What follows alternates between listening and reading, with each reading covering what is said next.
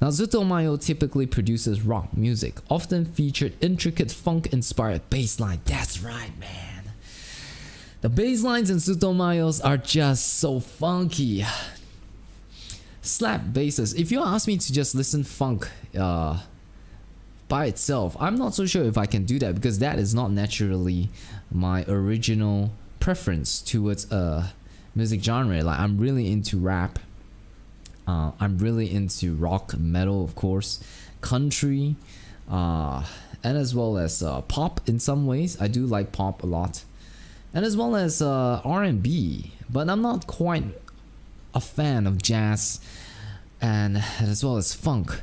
But it is bands like Zutomayo who, yes, you can say typically produces rock music, but because of so many influences and genres that they put it inside, not only in Zutomayo but a lot of the other great Japanese music bands, that doesn't just take one specific genre and make it as the main sound. Japanese musicians, or let's talk about Zutomayo, has managed to just blend in so many things that just makes you appreciate all the different styles. And this is one of the good way that really opens the door for someone to like music even much more.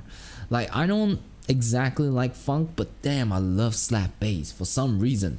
Maybe it's because of Davey 504, but but yes, all those bass lines that you typically hear in Zutomayo, it just adds so much. In fact, I feel that the fundamental instruments that make up the sound of the whole Zutomayo is just really piano, slap bass, and Akane's voice. And of course there are a lot of other things, but you could just put bass, piano, and Akane, and it really does form this whole Zutomayo signature sound that you can register very comfortably in your heart. Like, okay, I'm home, I'm finally home.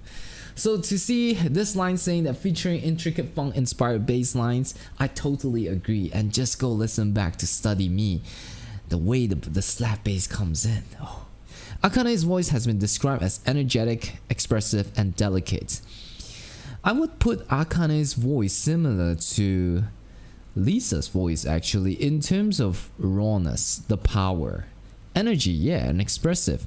Like, if you listen to Lisa, and especially Lisa's performance in the first take with Uru, you can hear Uru has that kind of tone and quality that is, you probably do not need to do anything, and it's just a traditionally nice singer voice. But if you listen to Lisa's voice, it kind of feels not your traditionally typically polished tone, which is what Akane has as well. It's not a typically polished tone of voice, but you can still be so amazed by how well she goes from chest voice to falsetto voice and still sounds so raw but in tune and produced at the same time, is how I should put it.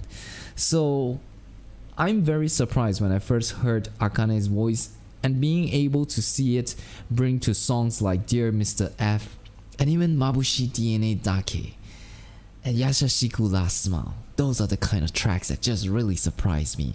And when I listened to her singing live for the first time in Darken, it's undeniable, her talent.